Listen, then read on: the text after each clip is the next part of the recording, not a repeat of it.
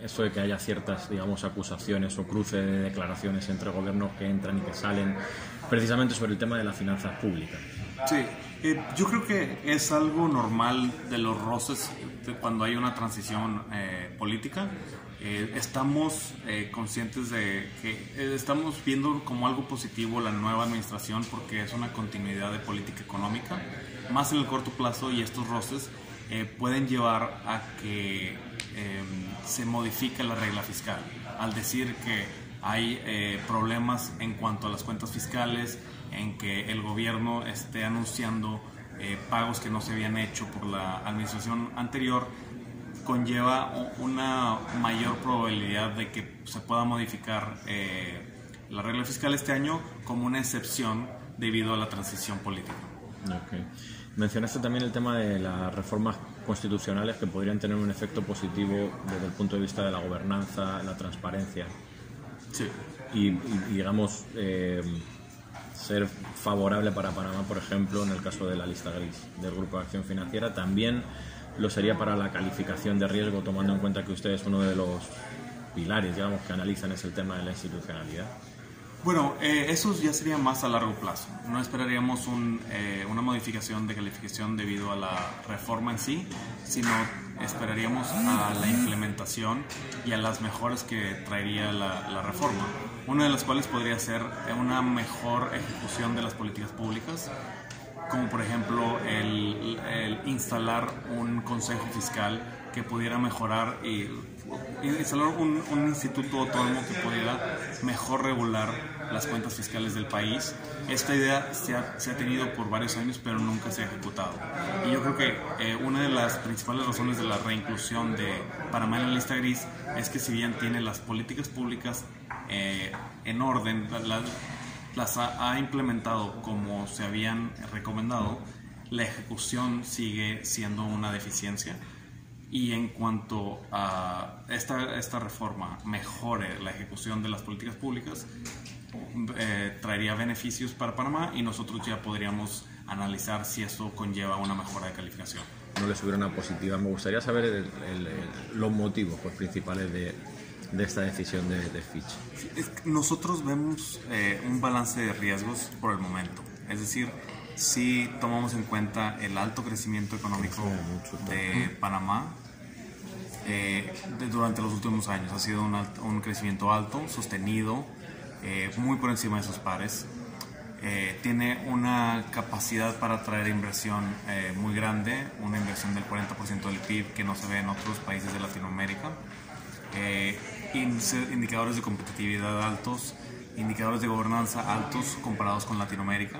Sin embargo, tenemos una visión más cauta en cuanto a las cuentas fiscales. No se ha visto ese derrame del alto crecimiento económico en las cuentas fiscales. Es decir, a pesar de que Panamá crece al 5 o por encima del 5% anualmente durante la última década, la deuda a PIB continúa incrementando.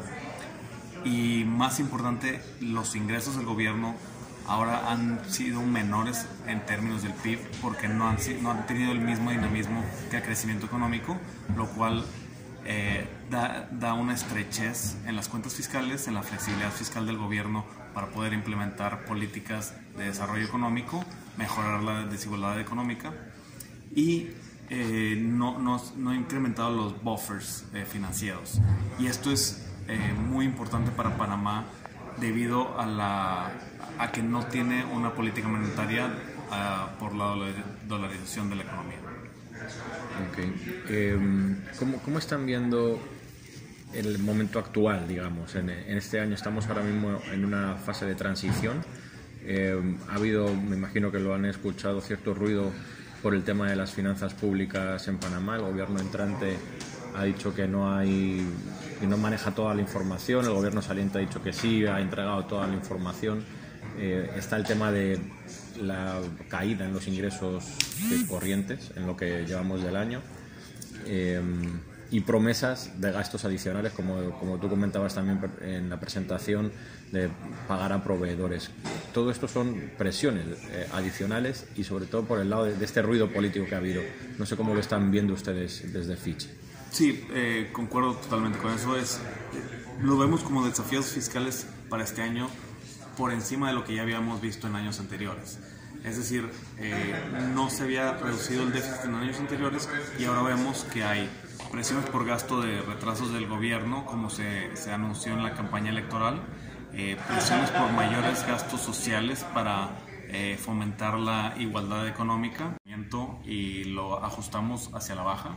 Estábamos esperando alrededor de 5.3, ahora estamos en alrededor de 4.8, 4.7, 4.8. Y esto para señalar el bajo crecimiento del primer trimestre. Hemos visto que el sector construcción ha estado por debajo de lo esperado, si bien puede ser un tema del ciclo de construcción que dura un par de años, que hubo una sobreoferta en el sector y ahora estamos viendo menor dinamismo en este sector. Nosotros esperamos para la siguiente parte del año una reactivación económica más cercana al promedio de crecimiento de Panamá, en cuanto a la minera Panamá empiece a producir a su capacidad, porque esto se espera que el nivel de exportaciones sea el triple de lo que ahora se está exportando. Entonces va a ser un impacto muy positivo, primero en la producción, en el crecimiento económico y también en la cuenta corriente, disminuyendo el déficit que estamos viendo ahora. ¿Líneas de corresponsalía o encarecimiento de esos servicios que se prestan? Sí, correcto. La perspectiva de Fitch es pues, monitorear los riesgos que hay en el sistema financiero. La vez anterior que se estuvo en la lista gris, se perdieron más de 70 líneas de corresponsalía. A la fecha esas ya se recuperaron, pero con la nueva inclusión de la lista gris, nosotros pues, no podemos descartar que nuevamente algunos bancos pierdan líneas de corresponsalía. Creo que los bancos más vulnerables son los bancos más pequeños que generan un menor volumen de negocios a estos bancos internacionales y por lo tanto pues pueden generar mayores costos para estos, atender a los bancos pequeños en Panamá. Creo que esos son los más vulnerables y en caso no se pierdan las líneas de corresponsalía, otro riesgo que vemos es que el costo de financiamiento de estas líneas puede incrementarse.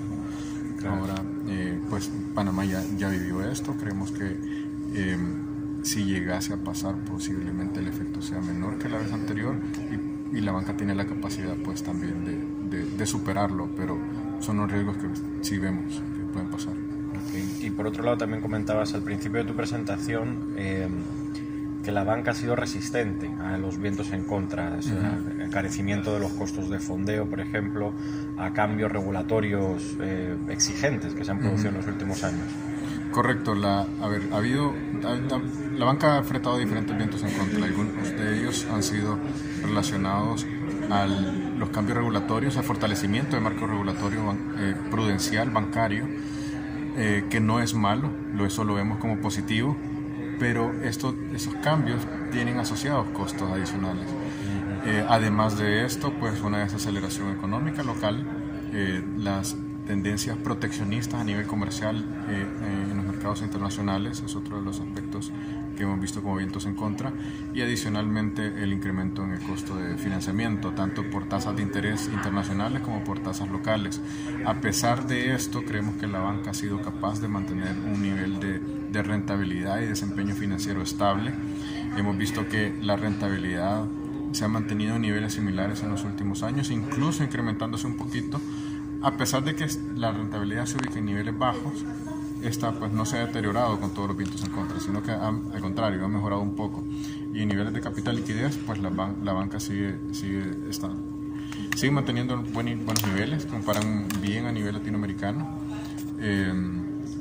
y se mantienen estable o igual fortaleciéndose un poco. Pero creo que es un proceso que ha iniciado y no se va a detener. Posiblemente siga un paso lento, pero creemos que sí va a seguir consolidándose.